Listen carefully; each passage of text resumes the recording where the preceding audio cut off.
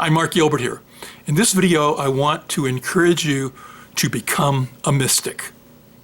Now, when you hear that word a mystic, you probably conjure up these ideas of these people from long ago who had these unique special experiences of God touching them and them coming back and explaining their mystical state experiences, and we held them up as great exceptions to what the rest of us could do. But I'm here to tell you that the experiences that they had, on some level, you can do as well. In fact, you're already a mystic whether you recognize it or not. So what do we mean by a mystic? I want to start with a quote from spiritual teacher Ernest Holmes, who defined mysticism this way. He said, "Mysticism is the inward awareness of the divine presence in all things." And he went on to state that a mystic is one who intuitively senses reality with a capital R. So what is Holmes telling us here? He's saying that a mystic is just simply someone who at their inner level is aware of a divine presence that exists in everything. That means not only themselves, but the world around them, every person, every experience, everything in this world of form and the material life, but even that aspect of life that transcends material life. We often say we're spiritual beings having a human experience. Everything in our human experience is part of that divine presence that's in all things. But also the transcendent nature that transcends the world of form, our spiritual essence, our spiritual truth, is also part of that divine presence. I often describe it in these videos that we live in a physical world, a mental world, and a spiritual world, but they're all one. And that's the truth. But what we want to do as a mystic is to see that the world of our thoughts and our minds, the world of spirit, and this material world in which we are immersed are all one life, and that there is a divine presence in everything. And the more that we can bring that into our inner awareness, the more that we become a mystic. And how do we do that? Holmes says, by intuitively knowing, by listening to our intuition and tapping into reality with a capital R. Capital R simply means at that divine spiritual level of existence, there is a greater reality that transcends the material world and its physical reality. But we're mystics in both realms because it's all interconnected. Hopefully from that description you realize that a mystic is not somebody who removes themselves from the world. And in fact, they remain immersed in the world. Yes, we may in moments go into meditation and retreat from the busyness of life to taste and touch into the divine essence that is within us, to, through our spiritual practices, remind ourselves of the truth of the oneness of all that is.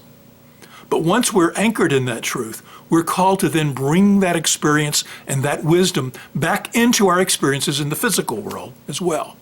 So a mystic for you and me is to be a practical mystic, practical in the world of form, but still anchored in spirit and our sense of mysticism. We can also call this an ordinary mystic. And this was the name of a recent book by the woman by the name of Mirabai Starr that I read, and I'd like to tell you a little bit about the book. The subtitle to Starr's book is Your Life as Sacred Ground. And in the introduction to the book, she describes a mystic this way. A mystic is someone who skips over the intermediaries, that is, ordained clergy, prescribed prayers, rigid belief systems, and goes straight to God. She adds, meaning someone who experiences the divine as an intimate encounter rather than an article of faith. A mystical experience may or may not be connected to established spiritual traditions, theological structures, or faith communities. Mysticism's not about concepts, it's about communion with ultimate reality. And that's what Holmes was talking about. Holmes said that a mystic is one who intuitively senses reality with a capital R, and that means the ultimate reality that transcends the world of form. This is someone who lives in the space of knowing that God nature, that it lives in everything. So how does one become a mystic? Well, if we use Ernest Holmes' quote from a moment ago, we would recognize there's a call for us to listen to our intuition more intimately, to look for God in all that is, and to experience and cultivate that relationship with ultimate reality. In Starr's book, she outlines through her chapters 7 broad themes on the path to becoming an ordinary mystic. The first one is to set an intention. Now, what do we mean by that? It means that everything, of course, starts with an intention. You have to begin by claiming that you want to do something.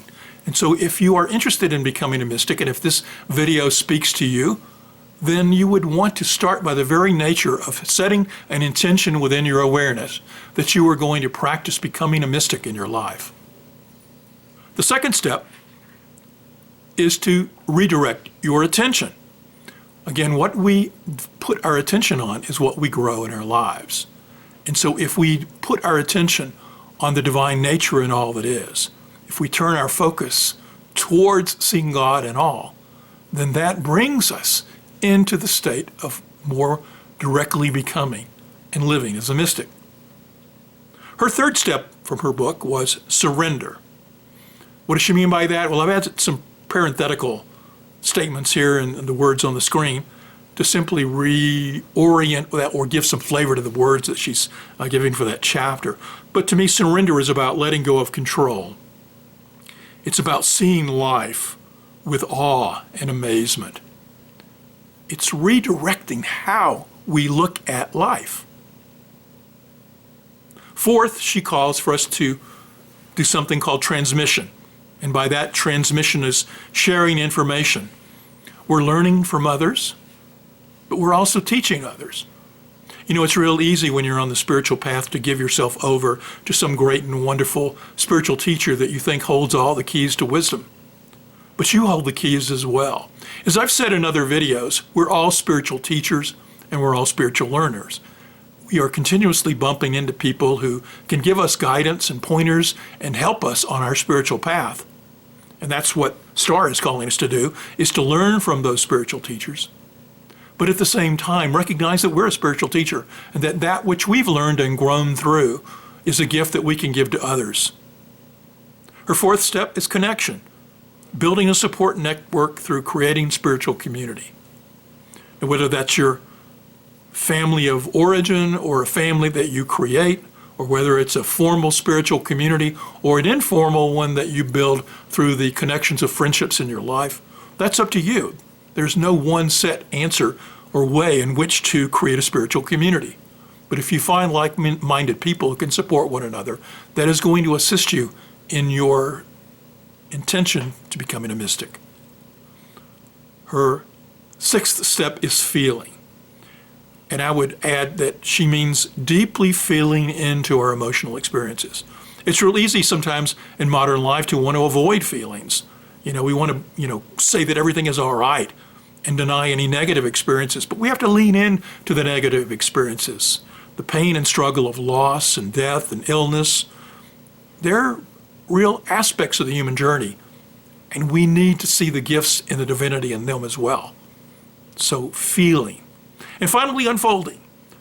And this, in my mind, she's talking about claiming the changing perspective as a mystic. If you've gone through the steps that she's outlined, or others similar that are reorienting you towards life, at some point you recognize that you've made some progress and you're growing.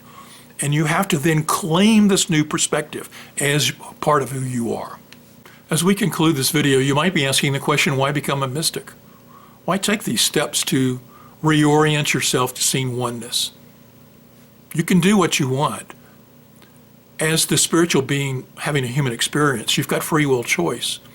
And you can choose to live your life in a sense of seeing things as separate and apart from one another, seeing things in competition with one another, seeing life as a sense of winner take all, dog eat dog world.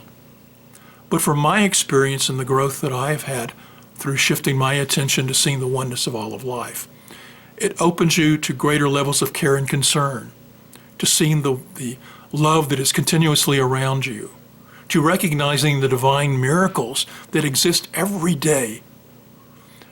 I would encourage you to watch the recent video I did on finding God in the Tokyo subway, because life is continuously reminding us through coincidences, the kindness of strangers, and that intuitive feeling we get in nature or when life unfolds still so divinely perfect, that life is so much more than competition. Life is so much more than separation. There really is great value in shifting your perspective to living from a state of oneness. Whether you use the tips that are in this video, the ideas that are coming from the book by Starr, or whether you develop your own pattern, I would encourage you just simply to think about this, that you already are on the path to recognizing and knowing ultimate truth and oneness. What do you want to do with the rest of your life? Choice is yours. I hope this video has been beneficial. I appreciate you listening.